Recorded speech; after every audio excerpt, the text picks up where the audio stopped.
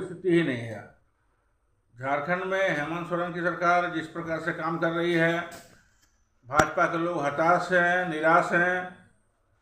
उनको इस बात का एहसास हो गया है कि झारखंड में उनके लिए ज़मीन खो चुके हैं, और इसलिए अब हताशा में अब एक राज्य के लिए ऐसा हम लोगों ने कभी पहले नहीं देखा कि 4-4 राज्य के मुख्यमंत्री, प्रधानमंत्री, गृह मंत्री, उसके बाद फिल्मी कलाकार, एक छोटे से राज्य में इस प्रकार का धुआंधार कार्यक्रम और कई राज्यों के मुख्यमंत्री को लगाना, कई कलाकारों को लगाना, स्वयं से मुख्यमंत्री, प्रधानमंत्री और गृह मंत्री राज्य का दौरा लगातार कर रहे हैं, तो ये उनकी हताशा का परिचायक है।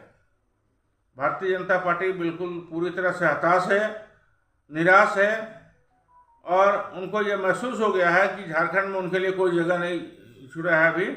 और जिस प्रकार के काम अभी हेमंत सोरेन जी का जिस प्रकार से काम चल रहा है, सरकार जिस प्रकार से काम कर रही है, भाजपा को ये महसूस हो गया है कि चाहे हम जितना प्रयास कर लें, यहाँ पर कमबैक उनको नहीं होना है, उनके लिए कोई जगह नहीं है। झारखंड जनता समझ चुकी है, और ये प्रमाण लोकसभा चुनाव में भी मिला है उनको। और अभी जो स्थिति है उसमें चाहे वो उनका इंटरनल सर्वे हो, चाहे ज़मीनी हकीकत हो, हर जगह से उनको ये एहसास हो गया है कि झारखंड में उनके लिए कोई जगह नहीं बचा है। झारखंड की जनता जग चुकी है, और हेमंत सरकार के प्रति उनका विश्वास बहुत ज़्यादा बढ़ गया है। इसलिए वो लगातार कार्यक्रम कर रहे हैं, दूसरे दलों के नेताओं को तोड़ना। सबसे बड़ी बात है कि आज भाजपा में जिस प्रकार से बाहर से आए हुए नेताओं का जमघट तैयार हो रहा है, इसका मतलब ये है कि जिस रफ्तार में वो अन्य दलों के नेताओं को शामिल करा रहे हैं दल के अंदर, उनको अपने नेता और कार्यकर्ता पर भरोसा नहीं रह गया है।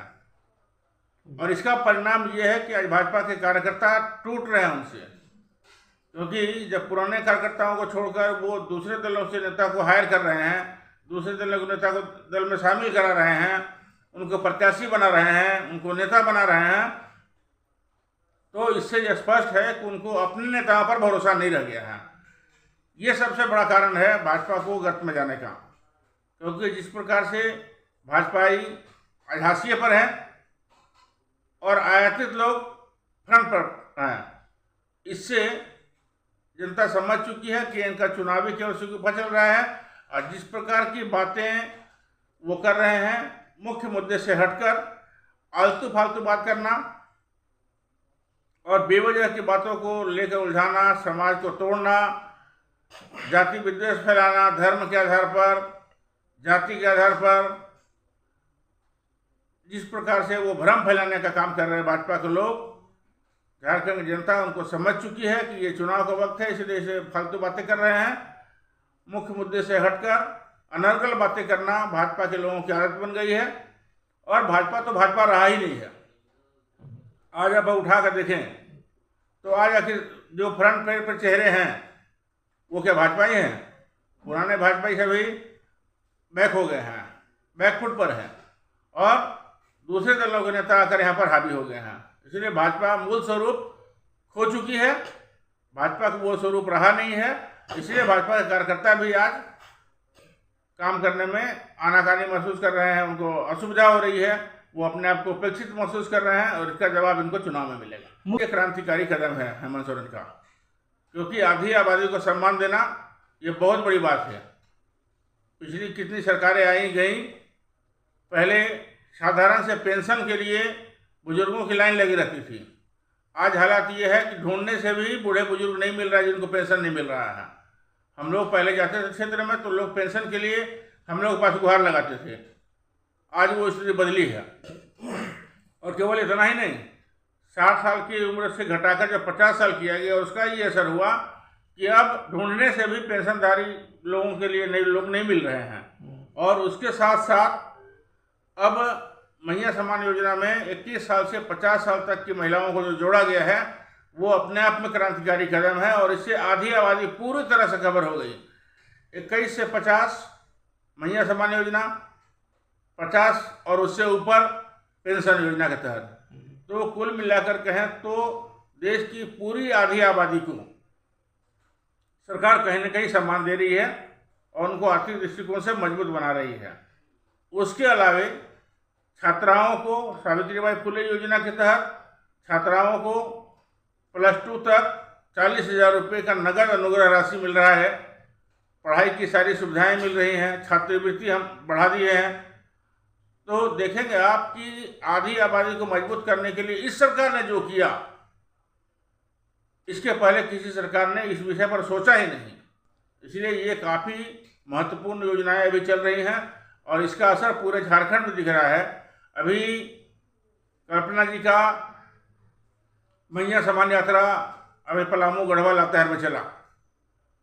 4-4 घंटा 5-5 घंटा इंतजार करके रात के 9 बजे तक महिलाओं की जो अपार संख्या दिखी है प्रखंडों में, इंतजार करते लोग दिखे हैं। उनके चेहरे पर एक उत्साह था, एक जोश था उनके अंदर कि वो देखना चाहते थे कल्पना सोरेन को और सुनना चाहते थे उनको, क्योंकि सरकार ने ऐसा काम किया है कि वो गर्वान्वित महसूस कर रही है महिलाएं। उनको लगता है कि हाँ, हमारे हितों की रक्षा करने वाला भी कोई है। और कल जो हमारा कार्यक्रम लातेहार विधानसभा के अंतर्गत हुआ और पांकी में हुआ, वो बिल्कुल अद्वितीय कार्यक्रम और 8-8 घंटे तक महिलाओं ने इंतजार किया कार्यक्रम में और उनका जोश देखते बन रहा था। हम लोग जहाँ जहाँ भी गए, भारी संख्या में महिलाओं की भीड़ उमड़ पड़ी और लोगों ने खुले मन से सरकार के इस काम को सराहा और सरकार के पक्ष में नारे लगाए। बीजेपी ने जो है गोगो योजना लागू करने की बात कही है और 2100 रुपया प्रति महीना मैया सम्मान योजना का काट ढूंढा है, क्या कहेंगे इस पे? अब जब चुनाव की घोषणा होने वाली है तो सरकार के अच्छे कामों के ऊपर अपने आप को दिखाने के लिए सरकार का नकल कर रही है। इसके पहले उनकी सरकार 5 साल थी झारखंड में, डबल इंजन की सरकार, उस समय इन्होंने नहीं किया। देश के अंदर 11 साल से सरकार चल रही है इनकी, उन्होंने ऐसी घोषणा नहीं की। लेकिन अब जब उनको लगता है कि झारखंड सरकार ने ऐसे कदम उठाया है जिससे आधी आबादी प्रभावित हो गई है, तो अब अपना फेस सेविंग करने के लिए भारतीय जनता पार्टी गोगो योजना लेकर आने की बात कर रही है। ये उनका नारी प्रेम नहीं है, ये उनके आदि शक्ति को सम्मान देने की बात नहीं है आधी आबादी को, बल्कि चुनाव में चुनावी लाभ लेने के लिए इस प्रकार की योजना वो राज्य सरकार का नकल करते हुए उसको आगे बढ़ाने के लोग बात कर रहे हैं। तो ये उनका प्रेम जो बढ़ रहा है वो दिखावे का प्रेम है और केवल चुनाव जीतने के लिए उनकी ढकोसलेबाजी है। इसको जनता समझती है और इसका जवाब समय पर जनता देगी।